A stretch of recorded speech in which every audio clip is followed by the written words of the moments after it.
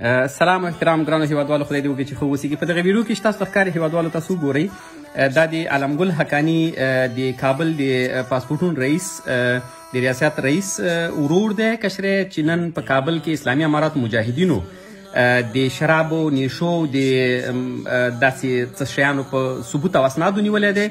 زه وایم چې تاسو وګورئ چې اسلامي اماراتو نظام ته اولین شی لومړیتوب قانون دی. قانون ته دوی څومره ژمن دي، یا که دوی کولی شو چې دغه ویډیو کړي نه وي او په اجتماعي صفحو کې شیر کړي نه وي، چاته هم د دې غږ نه رسېدلو. خو مګم دوی ته اولین شی حق څه شی دی؟ حق نوم د الله دی او دوی ته اول شی حق قانون دی. دوی وایي چې قانون نه هېڅوک هم لوړ نه دي، که حتی هر څوک او که په موږ هم قانون څه راشي موږ یې په خپل ځان باندې تطبیق کوو. دې ته وایي قانون، دې ته وایي نظام. تاسو لاړ شئ تیر نظام ته وګورئ څه نه کېدل دی دوی په هغه کې. هغه به سبا د ډالرو په مقابل کې یا د واسطو په مقابل کې هر څه خلاص و، هېڅ خبره به نه وه.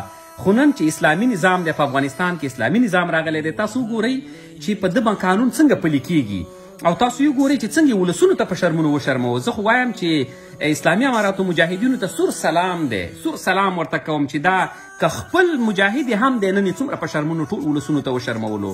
او دا منافق تاسو وګورئ، دی منافق دا د هغه وینو ته هم نه ګوري چې د دې نظام دپاره یې څومره وینې تویې شوي دي. دغه اسلامي نظام چې راغلی دی څومره وینې د دې دپاره تویې شوي دي او څومره په وینو ګټل شوی نظام دی، دا دې ته هم نه ګوري. خو زه نن څه وایم، نن ماته د مولوي صاحب یعقوب د وزیر دفاع هغه خبره ثابته شوله او په حقیقت بدله شوله چې دا وایي چې چیرته که په ټول افغانستان په ناحقه و یو طرف ته و او 10 کسان بل طرف ته و هغه په حق و، زه به د حقو په څټ کې ولاړ یم، همغو سره به زه په څنګ کې ولاړ یم، خو زه به د ټول افغانستان سره بیا ونه درېږم، ځکه ماته اول قانون او اسلام او قانون لومړیتوب لري. دې ټولو ته به زه اول لومړیتوب ورکوم. اسلامي اماراتو مجاهدینو ته وګورئ، دوی ته اولین شی قانون دی، قانون لومړیتوب لري چې نن په خپلو وګړو باندې هم قانون پلی کړي. نړۍ ته یې ثابته کړه او افغانستان ولس ته یې ثابته کړه چې موږ ته اولین شی لومړیتوب دی. زه هغه خیاطانو ته وایم، هغه د اسلامي اماراتو نظام تخریبکارانو ته وایم چې تاسو وګورئ نظام دې ته وایي. نظام دغسې خلکو نه زده کړه وکړئ. تاسو همیشه په دوی باندې وایي چې دا طالب دی او دا ملا دی او دوی په قانون نه پوهېږي. څنګه په قانون نه پوهېږي؟ دوی ته اولین شی سرې کرښې قانون دی او اسلام دی. نن دې ولیدل څومره د یو غټ سړي ورور راواخیستلو ټول نړۍ ته او ټول افغان ولس ته یې په شرمونو وشرمولو.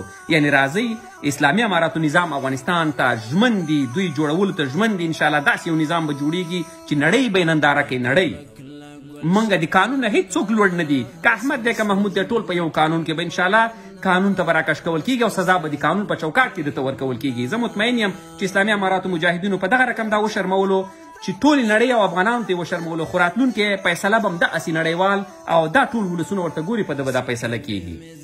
انشاءالله چې وطن مو جوړیږي وطنوالو، داسې یو نظام راتلونکی دی، داسې نظام چې نړۍ به یې سیال کوي، داسې نظام به راځي په افغانستان کې. انشاءالله ټول به حق و حقوق به د هر سړي پکې خوندي وي، ټول به په یوه چتره کې راټول او ټول به په یو ټغر راټول یو افغان به د بل افغان نه کم نه. دا د ما آخري شعار دی.